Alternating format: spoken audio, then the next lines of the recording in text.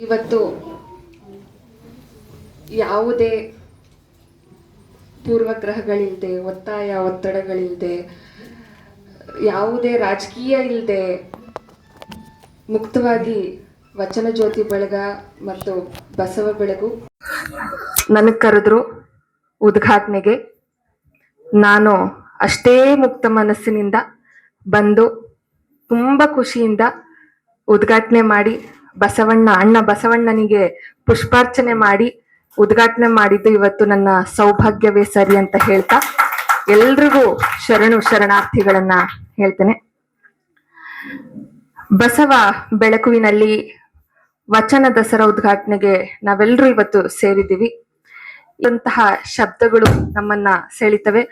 ಮೊದಲನೆಯದು ಬಸವನ ಬೆಳಕು ಮತ್ತು ಎರಡನೆಯದು ವಚನ ದಸರಾ. ಬಸವ ಬೆಳಕು ಎಂದಾಕ್ಷಣ ಒಬ್ಬ ಕವಿಯಾದ ನನಗೆ ಥಟ್ಟಂತ ಹೇಳಿ ನೆನಪಿಗೆ ಬರೋದು ಕನ್ನಡದ ಹಿರಿಯ ಕವಿಗಳಾದಂತಹ ಡಾಕ್ಟರ್ ಸಿದ್ದಯ್ಯ ಪುರಾಣಿಕ್ ಅವರ ಒಂದು ಪದ್ಯ. ಬಹಳ ಚಂದವಾಗಿ ಬಸವನ ಬೆಳಕಿನ ಬಗ್ಗೆ ಚಿತ್ರಿಸಿದ್ದಾರೆ ಪೂಜ್ಯ ಕಾವ್ಯಾನಂದರು. ಅವರ ಆ ಕವನದೊಂದಿಗೆ ನನ್ನ ಮಾತುಗಳನ್ನ ಇವತ್ತು ಆರಂಭಿಸ್ತೇನೆ. ಸುತ್ತಾಡಿ ಬಂದೆ, ನಿಟ್ಟುಸಿರೆದೆಯನ್ನು ಬೆಳಗಿಸಿ ಬಂದೆ, ನಿರಾಸೆಯದೆಯನ್ನು ತೊಲಗಿಸಿ ಬಂದೆ, ಹೆಣ್ಣಿನ ಕಂಬನಿ ಬತ್ತಿಸ ಬಂದೆ, ಆಶಾಜ್ಯೋತಿಯ ಹೊತ್ತಿಸ ಬಂದೆ, ದೀನರ ಬಾಳನು ಮುಸುಕಿದ ಕಾಲವ ಕಬಳಿಸಿ ಬಂದೆ, ಧವಳಿಸಿ ಬಂದೆ, ಕನ್ನಡ ವನದಲ್ಲಿ ಕುಣಿದಾಡಿ ಬಂದೆ, ವಚನ ಪುಷ್ಪಗಳ ಮೇಲೇರಿಸಿ ಬಂದೆ, ಹಾಡು ಹಬ್ಬಗಳ ಆಲರಿಸಿ ಬಂದೆ, ಸಂವಾದಗಳನ್ನ ಕುದುರಿಸಿ ಬಂದೆ, ನುಡಿಮುತ್ತುಗಳನ್ನು ಉದುರಿಸಿ ಬಂದೆ, ಪಾಮರರ ಎದೆಯಲ್ಲಿ ಪ್ರತಿಭೆಯ ಪ್ರಭೆಯನ್ನ ಪಸರಿಸಿ ಬಂದೆ, ಕಾಯಕ ಕ್ಷೇತ್ರದಲ್ಲಿ ನಲಿದಾಡಿ ಬಂದೆ. ಬಿಡಿ ಮಕ್ಕಳವರು ಬೆವರಿನ ಹನಿಯಲ್ಲಿ ಬೊಮ್ಮವ ತೋರಿಸಿ, ಕಾಯಕದಲ್ಲಿ ಕೈಲಾಸ ತೋರಿಸಿ, ವೃತ್ತಿಯ ಮುಖಕ್ಕೆ ಹೊಸ ಕಳೆ ಬರಿಸಿ, ಕಸುಬಿನ ಕಿಳ್ಳೆಯ ಕಲಂಕ ಬಿಡಿಸಿ, ದುಡಿಮೆಯ ದೇವರ ದೇಗುಲದಲ್ಲಿ ನರ್ತಿಸಿ ಬಂದೆ, ಕೀರ್ತಿಸಿ ಬಂದೆ, ಬಸವನ ಬೆಳಕೆ ಎಲ್ಲಿಗೆ ಮುಂದೆ, ವಿಶ್ವವೆಲ್ಲವೂ ನನ್ನದೇ ಎಂದೆ, ಹೊರಡುವೆ ನಾನು ಹೊರಡುವೆ ಮುಂದೆ, ಬರುವುದು ವಿಶ್ವವು ನನ್ನಯ ಹಿಂದೆ, ಅವರಿವರೆಂಬೆನೆ ಎಲ್ಲರೂ ಒಂದೇ, ಎಲ್ಲರಿಗಿರುವನು ಒಬ್ಬನೇ ತಂದೆ, ಬರುವೆನು ಭುವಿಯನ್ನು ಬೆಳಗಿ. ಹಿರಿಯರಾದಂತಹ ಸಿದ್ದಯ್ಯ ಪುರಾಣಿಕರು ಬಸವಣ್ಣನವರ ಸಂಪೂರ್ಣ ವ್ಯಕ್ತಿತ್ವವನ್ನ, ಬಸವಣ್ಣನವರು ನಮಗೆ ಮಾಡಿದಂತಹ ಮಹದುಪಕಾರವನ್ನ ತಮ್ಮ ಈ ಬಸವ ಬೆಳಕಿನಲ್ಲಿ ಕಟ್ಕೊಟ್ಟಿದ್ದಾರೆ. ಅಂತಹ ಬಸವ ಬೆಳಕಿನಲ್ಲಿ ನಾವಿವತ್ತು ಸಮಾಹಿತರಾಗಿದ್ದೇವೆ, ಸಮಾನ ಮನಸ್ಕರಾಗಿ ಇವತ್ತೆಲ್ಲರೂ ಕೂಡ ಸೇರಿದ್ದೇವೆ. ವಚನ ಜ್ಯೋತಿ ಬಳಗದ ಪಿನಾಕ್ಪಾಣಿ ಅಂಕಲ್ ಅವರಿಗೆ ಮತ್ತು ಈ ಬಸವ ಬೆಳಕನ್ನ ಬಸವಣ್ಣನವರ ತತ್ವಗಳ ಪಸರಿಸುವಿಕೆಯ ಕೇಂದ್ರವಾಗಿ ಮಾಡಿಕೊಂಡಿದ್ದಾರೆ ಪದ್ಮಜ ಪ್ರಸನ್ನರು. ಅವರಿಗೂ ಕೂಡ ನಾನು ಅಭಿನಂದನೆಗಳು ಮತ್ತು ಶ್ಲಾಘನೀಯವನ್ನ ಹೇಳ್ತಾ, ಇವತ್ತಿನ ನಮ್ಮ ನಡುವಿನ ಅನುಭವ ಮಂಟಪವಾಗಿದೆ ಅಂದ್ರೆ ತಪ್ಪಾಗ್ಲಾರದು ಇದು. ಹಾಗಾಗಿ ಪಿನಾಕ್ಪಾಣಿ ಅಂಕಲ್ ಅವರಿಗೆ ಮತ್ತು ಪದ್ಮಜ ಪ್ರಸನ್ನರಿಗೆ ನನ್ನ ನಮಸ್ಕಾರಗಳನ್ನ ತಿಳಿಸ್ತಾ, ಅಂತೆಯೇ ಈ ಬಸವ ಬೆಳಕಿನಲ್ಲಿ ಸುಶೋಭಿತರಾಗಿರುವಂತಹ ತಾವೆಲ್ಲರೂ ಅನುಭವ ಮಂಟಪವನ್ನ ನೆನಪಿಗೆ ತರ್ತೀರಿ. ತಮ್ಮೆಲ್ಲರಿಗೂ ಕೂಡ ನನ್ನ ನಮಸ್ಕಾರಗಳು. ಇನ್ನು ಎರಡನೆಯ ವಿಶೇಷ ವಚನ ದಸರಾ. ನಮಗೆಲ್ಲ ದಸರಾ ಹಬ್ಬದ ಕುರಿತು ಗೊತ್ತೇ ಇದೆ. ಭರತಖಂಡದ ಉದ್ದಗಲಕ್ಕೂ ಕೂಡ ಆಯಾ ಪ್ರದೇಶಗಳ ಆಯಾ ಸಂಸ್ಕೃತಿಯ ರಿವಾಜಿನಲ್ಲಿ ದಸರಾವನ್ನ ಆಚರಿಸ್ತಾ ಹೋಗ್ತೀವಿ. ಕನ್ನಡಿಗರಂತೂ ನಮ್ಮ ನಾಡ ಹಬ್ಬವೇ ದಸರಾ ಅಂತ ಹೇಳಿ ಆಗಿದೆ. ಹಾಗಾಗಿ ಅದು ಇತಿಹಾಸ ಗೊತ್ತೇ ಇದೆ ನಮ್ಮೆಲ್ರಿಗೂ ಕೂಡ. ವಿಜಯನಗರ ಸಾಮ್ರಾಜ್ಯದ ಕಾಲದಿಂದ ಹಿಡಿದು ನಂತರ ಒಡೆಯರವರೆಗೂ ನಡ್ಕೊಂಡ್ ಬರ್ತಿದೆ. ಮತ್ತೆ ಇವಾಗ ಕರ್ನಾಟಕ ಸರ್ಕಾರ ಅದನ್ನ ಮುಂದುವರ್ಸ್ಕೊಂಡು ಇವತ್ತಿಗೂ ಹೋಗ್ತಿದೆ ಅನ್ನುವಂಥದ್ದು. ದಸರಾ ಅಂದಿದ ತಕ್ಷಣ ನನಗೆ ನೆನಪಿಗೆ ಬರೋದು ಅಣ್ಣವರ, ನಮ್ಮ ರಾಜ್ಕುಮಾರ್ ಅವರ ಹಾಡು, ಮೈಸೂರು ದಸರಾ ಎಷ್ಟೊಂದು ಸುಂದರ, ಚೆಲ್ಲಿದೆ ನಗೆಯ ಪನ್ನೀರ ಅಂತ ಹೇಳಿ. ಆದ್ರೆ ಇದು ವಚನ ಜ್ಯೋತಿ ಬಳಗದ ವಚನ ದಸರಾ. ವಚನಗಳಂದ್ರೆ ಕಥೆಗಳಲ್ಲ, ಕಾವ್ಯಗಳಲ್ಲ, ಪುರಾಣಗಳಂತೂ ಖಂಡಿತ ಅಲ್ವೇ ಅಲ್ಲ. ಅವು ಸತ್ಯದ ಅನಾವರಣ, ಅನುಭವದ ಸುಳ್ನುಡಿಗಳು, ವಿಚಾರಶೀಲತೆಯ ಶತಮಾನದಲ್ಲಿ ನಮಗೆ ನೀಡಿರುವಂತಹ ಅಮೂಲ್ಯ ಮುತ್ತುಗಳು. ಬದುಕನ್ನ ಚಂದಗೊಳಿಸಲು ಮಹಾತ್ಮ ಬಸವಣ್ಣನವರು ಮತ್ತು 12ನೇ ಶತಮಾನದ ವಚನಕಾರರು ಇದಕ್ಕೆ ತುಂಬಾನೇ ಏನಂತಾರೆ ಶ್ರಮ ಪಟ್ಟಿದ್ದಾರೆ. ಅಂತ ಅಮೂಲ್ಯ ಮೌಲ್ಯಗಳನ್ನಾಗಿ ಸ್ವೀಕರಿಸಿ ಆಧರಿಸುವ ಈ ವಚನ ದಸರಾ ಬಹು ವಿಶಿಷ್ಟ ಅಂತ ಹೇಳಿ ನಾನು ಭಾವಿಸ್ತೇನೆ. ಅದರಲ್ಲಿಯೂ ಕೂಡ 9 ದಿನಗಳು 9 ವಚನಕಾರ್ತಿಯರ ಪರಿಚಯ ಮಾಡಿಕೊಂಡು ಅವರ ಅನುಭವಗಳ ವ್ಯಾಖ್ಯಾನವನ್ನ ಆಲಿಸುವುದರೊಂದಿಗೆ ವಿವಿಧ ತಂಡಗಳಿಂದ ವಚನ ಗಾಯನಗಳು ನಡೆಯುವ ವಚನ ದಸರಾ ಇದು ನಿಜವಾದ ದಸರಾ ಅಂತ ಹೇಳಿ ನಾನು ನಂಬ್ತೀನಿ. ಇದು ಆಕ್ಚುಲಿ ನಿಜವಾದ ದಸರಾ, ಜನಸಾಮಾನ್ಯರ ದಸರಾ. ಇದು ಪ್ರಭುತ್ವದ ದಸರಾ ಅಲ್ಲ, ರಾಜರ ದಸರಾ ಅಲ್ಲ, ಇದು ಪ್ರಜೆಗಳ ದಸರಾ, ಜನಸಾಮಾನ್ಯರ ದಸರಾ ಅಂತ ಹೇಳಿ ನಾವೆಲ್ಲರೂ ಇವತ್ತು ಒಪ್ಪಬೇಕಾಗಿದೆ. ಈ ಮಹತ್ತರ ಕಾರ್ಯಕ್ಕಾಗಿ ವಚನ ಜ್ಯೋತಿ ಬಳಗವನ್ನ ನಾನು ಮನಸಾರೆ ಅಭಿನಂದಿಸ್ತೇನೆ. ಇನ್ನ ಈ 9 ದಿನಗಳು ನೀವು 9 ಜನ ವಚನಕಾರ್ತಿಯರ ಪರಿಚಯವನ್ನ ಮಾಡಿಕೊಳ್ಳಲಿದ್ದೀರಿ. ಅದರಲ್ಲಿಯೂ ಈ ನಿಮ್ಮ ವಚನ ಕಲಿಕಾ ತರಗತಿಯ ನೀವುಗಳೇ ಅವರುಗಳ ಪರಿಚಯ ಮಾಡುತ್ತಿದ್ದೀರಿ. ಈ ಆಮಂತ್ರಣವನ್ನ ಓದಿದಾಕ್ಷಣ ನನಗೆ ಮಹಾತ್ಮ ಬಸವಣ್ಣನವರ ತಟ್ಟನೆ ನೆನಪಿಗೆ ಬಂದ್ರು. ಬಸವಣ್ಣನವರ ಅನುಭವ ಮಂಟಪದಲ್ಲಿ ಕೇವಲ ಬಸವಣ್ಣನವರು ಮಾತ್ರ ವಚನಗಳನ್ನ ಅನುಭವಗಳನ್ನ ನುಡಿಯಲಿಲ್ಲ. ಅದರಲ್ಲಿ ಎಲ್ರೂ ವರ್ಗ ವರ್ಣ ಭೇದವಿಲ್ಲದೆ ತಮ್ಮ ಅನುಭವಗಳನ್ನ ಹಂಚ್ಕೊಂಡ್ರು. ಅದರಲ್ಲಿಯೂ ಹೆಣ್ಣು ಮಕ್ಕಳು ವಿಶೇಷವಾಗಿ ಭಾಗವಹಿಸಿ ಸತ್ಸಂಗದಲ್ಲಿ ಭಾಗವಹಿಸಿ ಸಂವಾದ ನಡೆಸಿದ್ರು, ಪ್ರಶ್ನೆಗಳನ್ನ ಎಸೆದ್ರು, ಉತ್ತರಗಳನ್ನ ಕೊಟ್ರು. ಹಾಗಾಗಿ ಇವತ್ತು ಕನ್ನಡ MA ಮಾಡಿ PhD ಮಾಡ್ತಾ ಇರುವಂತ ನನಗೆ ಇಲ್ಲಿ ಚೌಕಟ್ಟುಗಳಿಲ್ಲ, ಯಾವುದೇ ತರದ ಹಣೆಪಟ್ಟಿಗಳಿಲ್ಲ, ಯಾವುದೇ ತರದ ಲೇಬಲೈಸ್ಡ್ ಆಗಿಲ್ಲ, ಎಲ್ಲವೂ ಕೂಡ ಮುಕ್ತವಾಗಿದೆ. ವಚನಕಾರರು ಎಲ್ಲವನ್ನೂ ಕೂಡ ಮುಕ್ತವಾಗಿ ಸ್ವೀಕಾರ ಮಾಡುವಂತಹ ಧೈರ್ಯವನ್ನ ಇಟ್ಕೊಂಡಿದ್ರು. ಅದು ಇವತ್ತು ವಚನ ಜ್ಯೋತಿ ಬಳಗ ಮಾಡ್ತಿದೆ. ಹಾಗಾಗಿ ಅನುಭವ ಮಂಟಪ ಇವತ್ತು ಮತ್ತೆ ಪುನರ್ ಸೃಷ್ಟಿಯಾಗಿದೆ ಈ ಸಂದರ್ಭದಲ್ಲಿ. ಏಕೆಂದ್ರೆ ಅದು ಕಲ್ಯಾಣದಲ್ಲಿ ನಡೆದದ್ದು ಇದೆ. ಇವತ್ತು ಕಲ್ಯಾಣ ಬಡಾವಣೆಯ ಬಸವ ಬೆಳಕಿನಲ್ಲಿ ನಡೀತಾ ಇರುವಂತದ್ದು ಕೂಡ ಅದೇ ಅಂತ ಹೇಳಲಿಕ್ಕೆ ಇಷ್ಟಪಡ್ತೀನಿ.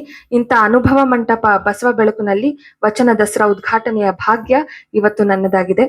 ಮತ್ತೆ ನನಗೆ ಹೆಮ್ಮೆ ಕೂಡ ಇದೆ. ಈ 9 ದಿನಗಳು ತಾವು ವಚನಕಾರ್ತಿಯರ ಪರಿಚಯ ಮಾಡಿಕೊಂಡು ಅವರ ವಚನಗಳ ವ್ಯಾಖ್ಯಾನ ಸವಿತೀರಿ. ಕನ್ನಡ ಸ್ನಾತಕೋತ್ತರ ವಿದ್ಯಾರ್ಥಿಯಾದ ನನಗೆ ವಚನಕಾರ್ತಿಯರು ಒಂದು ಆದರ್ಶ, ಒಂದು ಮಾಡೆಲ್. ಅವರುಗಳ ಜೀವನ ಕಥೆ ಅಷ್ಟೇ ಅಲ್ಲ, ಅವರುಗಳು ಸಂಸಾರ ರಥವನ್ನ ನಿಭಾಯಿಸಿದ ರೀತಿ, ಅನುಭವವನ್ನ ಹಂಚಿಕೊಂಡಿರುವ ಬಗೆ ಎಲ್ಲವೂ ಸಾಹಿತ್ಯದ ವಿದ್ಯಾರ್ಥಿಗೆ ಒಂದು ವಿಸ್ಮಯ. ಇಲ್ಲಿ ಇವತ್ತಿನ ನಮ್ಮ ಸಮಾಜದಲ್ಲಿ, ಅದರಲ್ಲೂ ಕೂಡ ಪುರುಷ ಪ್ರಧಾನ ಸಮಾಜ ಅನ್ನುವಂಥದ್ದು ಏನಿದೆ, ಅದು ನಮಗ್ ಕಟ್ಕೊಟ್ ಬಿಡಿದೆ. ಹೆಣ್ಮಕ್ಳು ಹಿಂಗೇ ಇರ್ಬೇಕು ಅಂತ ಹೇಳಿ.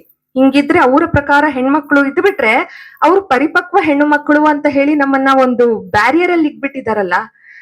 ಬಸವಣ್ಣ ಅದನ್ನ ಮಾಡ್ಲಿಲ್ಲ. ಬಸವಣ್ಣ ಅಂತ ಯಾವುದೇ ಮಡವಂತಿಕೆಯನ್ನು ಕೂಡ ಇಟ್ಕೊಳ್ಳಿಲ್ಲ. ಬಸವಣ್ಣ ಅಷ್ಟೇ ಅಲ್ಲ, ಆ ಕಾಲದ ವಚನಕಾರರು ಯಾವುದೇ ತರದ ಮಡವಂತಿಕೆಯಲ್ಲಿ ಇರ್ಲಿಲ್ಲ. ಯಾಕೆ ನಾನು ಇದನ್ನ ಹೇಳಲಿಕ್ಕೆ ಬಂದೆ ಅಂತಂದ್ರೆ, ಹೆಣ್ಮಕ್ಳು ಆ ಕಾಲದಲ್ಲಿ ರಾಜಕೀಯ ಮಾತಾಡ್ತಾ ಇದ್ರು, ಸತ್ಯದ ಬಗ್ಗೆ ಹೇಳ್ತಾ ಇದ್ರು, ಗಂಡಸರನ್ನ ತಿದ್ದುತ್ತಾ ಇದ್ರು. ಇವತ್ತು ನಾವೆಲ್ಲೋ ಹಿಂಜರಿತೀವಿ, ಏನಾದ್ರೂ ಹೇಳ್ಬೇಕು ಅಂದ್ರೂ ಹಿಂಜರಿತೀವಿ. ನೀವು ಮಾಡ್ತಾರ ತಪ್ಪು ಅಂತ ಹೇಳಕ್ಕೂ ನಾವು 10 ಸತಿ ಯೋಚನೆ ಮಾಡ್ತೀವಿ, ತಪ್ಪನ್ನ ತಪ್ಪು ಅಂತ ಹೇಳಲಿಕ್ಕೆ. 12ನೇ ಶತಮಾನ ಅದಕ್ಕೆ ಅವಕಾಶ ಮಾಡಿಕೊಡ್ತು. ಇವತ್ ಯಾಕೆ ಅದಾಗ್ತಾ ಇಲ್ಲ?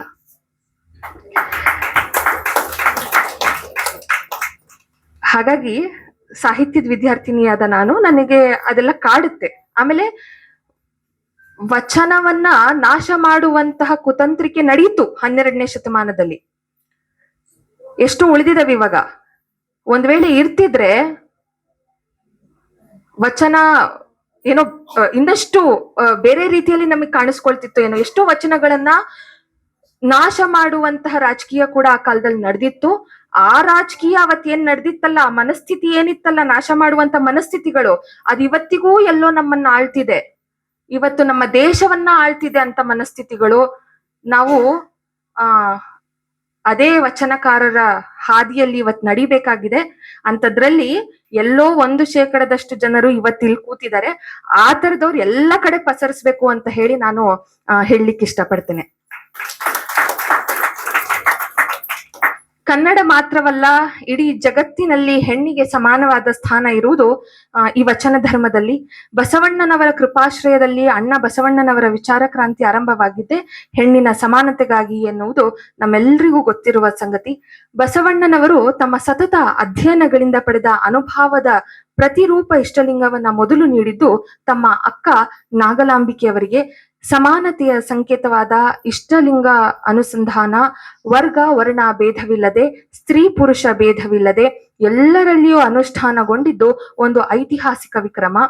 ಅದೆಷ್ಟು ವಚನಕಾರ್ತಿಯರು ಬಸವಣ್ಣನವರ ದಸರಾ ಕೇವಲ 9 ದಿನಗಳದ್ದಲ್ಲ, ಬಸವಣ್ಣನವರ ಉದ್ದಕ್ಕೂ ನಡೆದು ಬಂತು. ಅಂತಹ ಬಸವಣ್ಣನವರ ದಸರಾದಲ್ಲಿ ಚೆನ್ನಮಲ್ಲಿಕಾರ್ಜುನನೇ ತನ್ನ ಗಂಡನೆಂದು ಪರಿಭಾವಿಸಿ ಉಡುತಡಿಯಿಂದ ಕದಳಿಯವರೆಗೆ ನಡೆದ ಅಕ್ಕ ಮಹಾದೇವಿಯವರು ಇದ್ದರು. ನನಗೆ ಬಹಳ ವಚನಕಾರ್ತಿಯರಲ್ಲಿ ಬಹಳ ಮುಟ್ಟುವಂತ ಮತ್ತೆ ಬಹಳ ಇಷ್ಟವಾಗುವಂತ ವಚನಕಾರ್ತಿ ಅಂತಂದ್ರೆ ನನ್ನ ಅಕ್ಕ ಮಹಾದೇವಿ. ಹಾಗಾಗಿ ವಿಶ್ವದ ಮೊದಲ ಕವಯಿತ್ರಿ ಈಕೆ. ಸಿಕ್ಕಿರುವ 434 ವಚನಗಳು ಅವರ ಜೀವನ ಸಾಧನೆಯ ಎಲ್ಲ ಹಂತದ ಭಾವಲಹರಿಗಳು. ಎಂಥ ಅದ್ಭುತ ಅನುಭವಗಳು ಅಕ್ಕನವು. ಬೆಳದಿಂಗಳು ಬಿಸಿಲಾಯ್ತು, ಸುಡಲಿ ವಿರಹವ ನಾನಾರಿಗೆ ಧೃತಿಗೆಡುವೆ, ಕಿಚ್ಚಿಲ್ಲದ ಬೇಗೆಯಲ್ಲಿ ಬೆಂದೆನವ್ವ, ವನವೆಲ್ಲ ನೀನೆ ವನದೊಳಗಣ ದೇವತರುವೆಲ್ಲ ನೀನೆ ಅಕ್ಕನ ವೈಶಿಷ್ಟ್ಯತೆಗೆ ಸಾಕ್ಷಿಯಾಗಿವೆ. ಅಕ್ಕನಿಗಿಂತ ಇನ್ನೊಬ್ಬ ಕವಿತ್ರಿ ಬೇಕೆ? ವಾಸ್ತವವಾಗಿ ಅಕ್ಕನ ವಚನಗಳನ್ನ ಚಂದವಾಗಿ ಇಂಗ್ಲಿಷ್ಗೆ ಅನುವಾದಿಸಿದ್ರೆ ಬೇಡ ಅನ್ಸುತ್ತಿದು. ಆಯ್ತು. ಮಹಾದೇವಿ ಅಕ್ಕ ಒಬ್ಬಳೇ ವಚನಕಾರ್ತಿಯಲ್ಲ. ಬಸವಣ್ಣನವರ ದಸರೆಯಲ್ಲಿ ಇದು ಕೋಟ್ಯಾಂತರ ರೂಪಾಯಿಗಳನ್ನ ಖರ್ಚು ಮಾಡುವ ಸ್ವಚ್ಛತಾ ಅಭಿಯಾನವನ್ನ ಬಸವಣ್ಣನವರು ಅಂದೇ 900 ವರ್ಷಗಳ ಹಿಂದೆ ನಡೆಸಿದ್ರು. ಕೇವಲ ರಸ್ತೆ ಬೀದಿಯ ಕಸ ಗುಡಿಸೋದಲ್ಲ, ಮನದ ಕಸವನ್ನು ಸ್ವಚ್ಛಗೊಳಿಸುವ ಕೆಲಸವನ್ನ ಬಸವಣ್ಣ ನಡೆಸಿದ್ರು. ಅವರ ಆ ಅಭಿಯಾನದ ಅಮೂಲ್ಯ ರತ್ನ ಸತ್ಯಕ್ಕೂ ಎಂತ ಪ್ರತಿಭೆ ಸತ್ಯಕ್ಕ. ಡಾಂಬಿಕ ಗುರು ಶಿಷ್ಯ ಜಂಗಮರನ್ನ ಕಟುವಾಗಿ ಟೀಕಿಸಿದ್ದಾರೆ ಸತ್ಯಕ್ಕ. ಏಕದೇವತಾ ನಿಷ್ಠೆ ಅವರದು ಸತ್ಯಕ್ಕ ಹೇಳುತ್ತಾರೆ. ನಾನು ಹೇಳಿದ್ನಲ್ಲ, ಹೆಣ್ಮಕ್ಳು ಆ ಕಾಲದಲ್ಲಿ ರಾಜಕೀಯ ಪಾಲಿಟಿಕ್ಸ್ ಮಾತಾಡ್ತಾ ಇದ್ರು ಅಂತ ಹೇಳಿ, ಅದರಲ್ಲಿ ಸತ್ಯಕ್ಕ ಕೂಡ ಒಬ್ಳು ಅಂತ ಹೇಳಿದ್ರೆ ತಪ್ಪಾಗೋದಿಲ್ಲ. ಅರ್ಚನೆ ಪೂಜನೆ ನೇಮವಲ್ಲ, ಮಂತ್ರ ತಂತ್ರ ನೇಮವಲ್ಲ, ಧೂಪ ದೀಪರಾತಿ ನೇಮವಲ್ಲ, ಪರಧನ ಪರಸ್ತ್ರೀ ಪರದೈವಂಗಳಿಗೆ ಎರಗದಿಪ್ಪುದೇ ನೇಮ, ಶಂಭು ಜಕ್ಕೇಶ್ವರನಲ್ಲಿ ಇವು ಕಾಣಿರಣ್ಣ ನಿತ್ಯ ನೇಮ. ಇದಕ್ಕಿಂತ ಜೀವನ ದರ್ಶನ ಬೇರೆ ಉಂಟೆ? ಆಯ್ದಕ್ಕಿ ಲಕ್ಕಮ್ಮನವರ ಹೆಸರು ಕೇಳಿದವರೇ ಇಲ್ಲ. ಯಾಕಂದ್ರೆ ಆಯ್ದಕ್ಕಿ ಲಕ್ಕಮ್ಮ ಸಂಸಾರಸ್ಥೆ, ಗಂಡನ್ಗೆ ಬುದ್ಧಿ ಮಾತನ್ನ ಹೇಳ್ತಾಳೆ ಆಯ್ದಕ್ಕಿ ಲಕ್ಕಮ್ಮ. ಅಷ್ಟ್ರ ಮಟ್ಟಿಗೆ ಆಕೆ ಪ್ರಬುದ್ಧತೆಯನ್ನ ಹೊಂದ್ಕೊಂಡಿದ್ದವಳು. ತುಂಬಾ ಮನೆಯನ್ನ ತುಂಬಾ ಚೆನ್ನಾಗಿ ನಡ್ಸ್ಕೊಂಡು ಹೋಗ್ತಾ ಇದ್ದವಳು ಆಯ್ದಕ್ಕಿ ಲಕ್ಕಮ್ಮ. ಆಕೆ ಹೇಳ್ತಾಳೆ, ಒಬ್ಬ ಸಾಮಾನ್ಯ ಹೆಣ್ಣು ಮಗಳು ಹೌಸ್ ವೈಫ್ ಹೇಳಿರುವಂತ ಮಾತುಗಳು ಇಂದಿಗೂ ಇವತ್ತು ನಮಗೆ ಮಾದರಿಯಾಗಿದ್ದಾವೆ. ಆಯ್ದಕ್ಕಿ ಲಕ್ಕಮ್ಮ ಹೇಳುವಂತ ಮಾತುಗಳು. ಆಸೆ ಎಂಬುದು ಅರಸಿಂಗಲ್ಲದೆ ಶಿವಭಕ್ತರಿಗುಂಟೆ ಅಯ್ಯ ಅಂತ ಹೇಳ್ತಾಳೆ. ಅಲ್ಲ, ಎಷ್ಟು ಒಬ್ಬ ಹೌಸ್ ವೈಫ್ ಆಗಿ ಅವಳು ಎಷ್ಟು ಚೆನ್ನಾಗಿ ಮಾತಾಡ್ತಾಳೆ ಅಂದ್ರೆ, ಆಸೆ ಅನ್ನುವಂಥದ್ದು ಅರಸರಿಗಿರೋದು, ಅಂದ್ರೆ ಅರಸರು ಚಿಕ್ಕೋರೆ ಶಿವಭಕ್ತರ ಮುಂದೆ ಅನ್ನೋದನ್ನ ಆಕೆ ಹೇಳಿದಾಳೆ. ಇನ್ನ ಆಗಲಿ ಕೂಟಕ್ಕೆ ಸತಿಪತಿ ಎಂಬ ನಾಮವಲ್ಲದೆ ಅರಿವಿಂಗೆ ಬೇರೊಂದು ಒಡಲುಂಟೆ, ಒಮ್ಮನವೇ ಮೀರಿ ಇಮ್ಮನದಲ್ಲಿ ತಂದಿರಿ, ಇದು ನಿಮ್ಮ ಮನವೋ ಬಸವಣ್ಣನ ಅನುಮಾನದ ಚಿತ್ತವೋ ಎಂದು ಬಸವಣ್ಣನವರನ್ನೇ ಪ್ರಶ್ನಿಸುವ ಕೆಚ್ಚೆದೆ ಆಯ್ದಕ್ಕಿ ಲಕ್ಕಮ್ಮಂದು. ವಚನಗಳನ್ನ ಸಂರಕ್ಷಿಸಿ ಬಸವಣ್ಣನವರ ಬದುಕಿನುದ್ದಕ್ಕೂ ಜೊತೆಯಾಗಿ ನಿಂತಿದ್ದಲ್ಲದೆ ವಚನಗಳನ್ನ ಸಂರಕ್ಷಿಸಲು ಕೆಚ್ಚೆದೆಯಿಂದ ಹೋರಾಡಿದ ಅಕ್ಕ ನಾಗಮ್ಮನವರ ಜೀವನವಂತೂ ರೋಮಾಂಚನಗೊಳಿಸ್ತದೆ. ಅಕ್ಕ ನಾಗಮ್ಮನವರು ಮನಸ್ಸನ್ನ ಕುರಿತು ಹೇಳಿರುವ ಅನುಭವ ಅದೆಷ್ಟು ಚಂದವಿದೆ. ತಾಯಿ ಹೇಳ್ತಾರೆ, ಮನದೊಡೆಯ ಮಹಾದೇವ ಮನವ ನೋಡಿಹೆನೆಂದು ಮನುಜರ ಕೈಯಿಂದ ಒಂದೊಂದು ನುಡಿಸುವನು, ಇದಕ್ಕೆ ಕಳವಳಿಸದಿರು ಮನವೇ, ಕಾತರಿಸದಿರು ತನುವೆ, ನಿಜವ ಮರೆಯದಿರು ಕಂಡ ನಿಶ್ಚಿಂತನಾಗಿರು ಮನವೇ. ಬಸವಣ್ಣನವರ ಈ ವಚನ ದಸರೆಗೆ ಕಾಶ್ಮೀರದಿಂದಲೂ ಅಭಿಮಾನಿಗಳು ಬಂದಿದ್ದಷ್ಟೇ ಅಲ್ಲ, ಇಲ್ಲಿಯೇ ನೆಲೆಸಿ ಕನ್ನಡವನ್ನ ಕಲಿತು ವಚನಾನುಭವ ನುಡಿದಿದ್ದಾರೆ. ಮೋಳಿಗೆ ಮಾರಯ್ಯ, ಮೋಳಿಗೆ ಮಹಾದೇವಿ ದಂಪತಿಗಳ ಹೆಸರುಗಳು ತಮಗೆ ಗೊತ್ತೇ ಇದೆ. ಅದೇ ಮಹಾದೇವ ಭೂಪಾಲನ ತಂಗಿ ನಿಜದೇವಿ ಕಲ್ಯಾಣಕ್ಕೆ ಬಂದು ಬೋಂತಾದೇವಿಯಾದದ್ದು ಅತ್ಯಂತ ವಿಶೇಷವೆಂದು ಭಾವಿಸ್ತೇನೆ. ಅಂತಹ ಬೋಂತಾದೇವಿಯವರು ಬಿಡಾಡಿ ಹೆಸರಿನಲ್ಲಿ ಅನುಭವಗಳನ್ನ ನುಡಿದಿದ್ದಾರೆ. ಅರಿವೇ ಬೀಡಾಡಿ ಅರಿಯದೇ ಬೀಡಾಡಿ ಮರವೇ ಬೀಡಾಡಿ ಮರೆಯದೆ ಬೀಡಾಡಿ ಅರಿವರತು ಕುರುಹಿಲ್ಲದಾತ ನೀನೇ ಬೀಡಾಡಿ. ನಿರಾಕಾರ ಸ್ವರೂಪನಾದ ಪರಮಾತ್ಮನ ಚಂದವನ್ನ ಬೋಂತದೇವಿ ಕಟ್ಕೊಟ್ಟಿದ್ದಾರೆ. ತಮ್ಮ ಪರಿಚಯವನ್ನೇ ಹೇಳಿಕೊಳ್ಳದ ಹಲವು ವಚನಕಾರ್ತಿಯರು ನಮಗೆ ಬಸವಣ್ಣನವರ ವಚನ ದಸರೆಯಲ್ಲಿ ಸಿಗ್ತಾರೆ.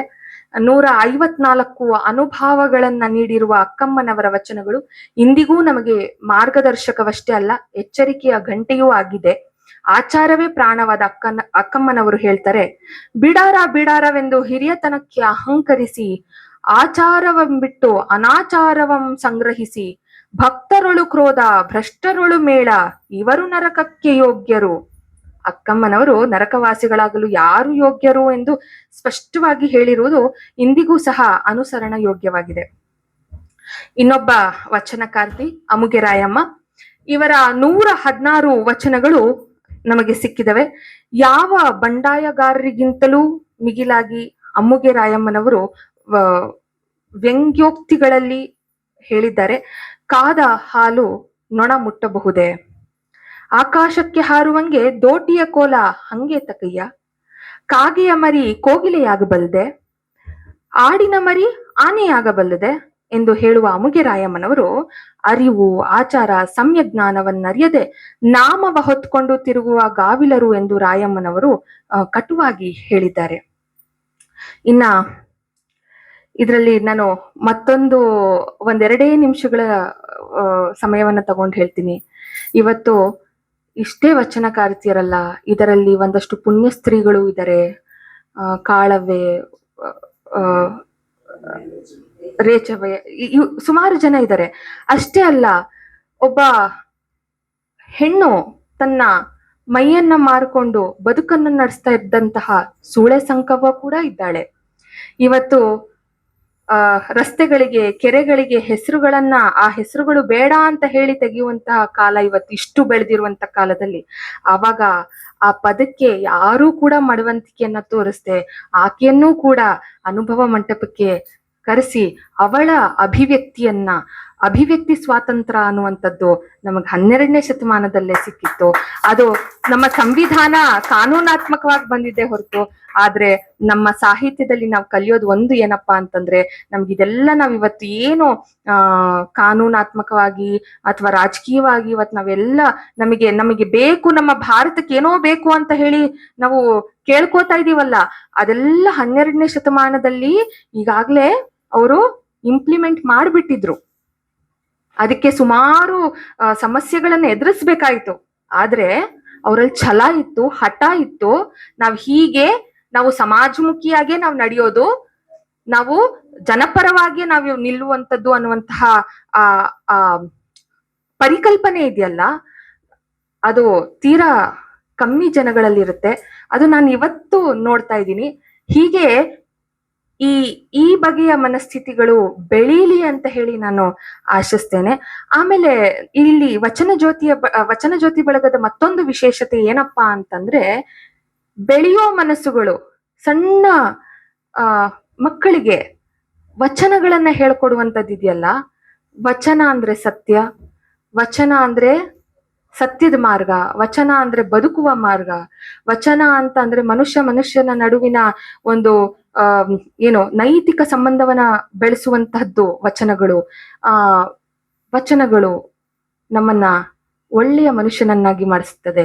ಅಂತಹ ವಚನಗಳ ಬೀಜವನ್ನ ಇವತ್ತು ಮಕ್ಕಳ ಮನಸ್ಸಿಗೆ ಬಿತ್ತುತ್ತಾ ಇರೋದಿದೆಯಲ್ಲ, ಇವತ್ತೇನೇನೋ ರಾಜಕೀಯ ಬಿತ್ತೋ ಬದಲಿಗೆ ನಾವು ಇದನ್ನ ಬಿತ್ತುತ್ತಾ ಇದೀವಲ್ಲ, ಅದು ವಚನ ಜ್ಯೋತಿ ಬಳಗ ಮತ್ತು ನಮ್ಮ ತಂಡ ಮಾಡ್ತಿದೆ. ಅದಕ್ಕೆ ನಾನು ನಿಜವಾಗ್ಲೂ ಶ್ಲಾಘನೀಯವನ್ನ ತಿಳಿಸ್ತೇನೆ. ವಚನಗಳು ಯಾವುದೋ ಒಂದು ಕ್ಷೇತ್ರದಲ್ಲಿ ರಾಜಕೀಯ ಮಾಡ್ಲಿಲ್ಲ. ವಚನಕಾರರು ಅವರು ಭಾಷೆಯಲ್ಲಿ ನಮಗ್ ಬೇಡ, ನಿಮ್ಮ ಸಂಸ್ಕೃತ ಬೇಡ, ನಾವ್ ದೇಸಿ ಪದದಲ್ಲಿ ಬರಿತೀವಿ, ನಾವು ನಮ್ಮ ದೇಸಿ ಭಾಷೆ ಬೇಕು ಅಂತ ಹೇಳಿ ಬರೆದ್ರು. ಜಾತಿ ಪದ್ಧತಿಯನ್ನ ಅವರು ನಿರ್ಮೂಲನೆ ಮಾಡಿದ್ರು, ಸ್ತ್ರೀವಾದವನ್ನ ತಂದ್ರು, ಅಭಿವ್ಯಕ್ತಿ ಸ್ವಾತಂತ್ರ್ಯವನ್ನ ತಂದ್ರು. ಇನ್ನೇನ್ ಬೇಕು, ನಮ್ಮ ಕಾನೂನು ಕೂಡ ಇವತ್ತು ಅದೇ ಹೇಳುತ್ತೆ. ಅದನ್ನ 12ನೇ ಶತಮಾನದಲ್ಲೇ ಅದೆಲ್ಲ ಆಗಿದೆ ಅನ್ನೋದನ್ನ ನಾನು ಹೇಳಲಿಕ್ಕೆ ಇಷ್ಟಪಡ್ತೀನಿ. ಹಾಗಾಗಿ ನಾನು ಮತ್ತೊಮ್ಮೆ ಎಲ್ರಿಗೂ ಅಭಿನಂದನೆಗಳನ್ನ ಹೇಳ್ತಾ, ಬಂಧುಗಳೇ, ಈಗ ಹೇಳ್ತಾ ಹೋದ್ರೆ ಅದಕ್ಕೆ ಸಮಯ ಸಾಕಾಗೋದಿಲ್ಲ. ತಾವೆಲ್ಲರೂ ನನಗಿಂತ ಹೆಚ್ಚು ವಚನಗಳನ್ನ ಹಾಡ್ತೀರಿ, ಓದಿದ್ದೀರಿ. ಚಿಕ್ಕವಳಾದ ನನ್ನನ್ನ ಇಂಥ ಬಸವಣ್ಣನವರ ವಚನ ದಸರೆಯ ಉದ್ಘಾಟನೆಗೆ ಕರೆದಿರೋದು ನನಗೆ ಅತ್ಯಂತ ಗೌರವ ಎಂದು ಭಾವಿಸ್ತೇನೆ. ನಿಮ್ಮೆಲ್ಲರನ್ನ ದರ್ಶನ ಮಾಡುವ ಸದಾವಕಾಶ ನನ್ನದಾಗಿದೆ. ಹೆಚ್ಚಿಗೆ ಹೇಳೋದೇನಿಲ್ಲ.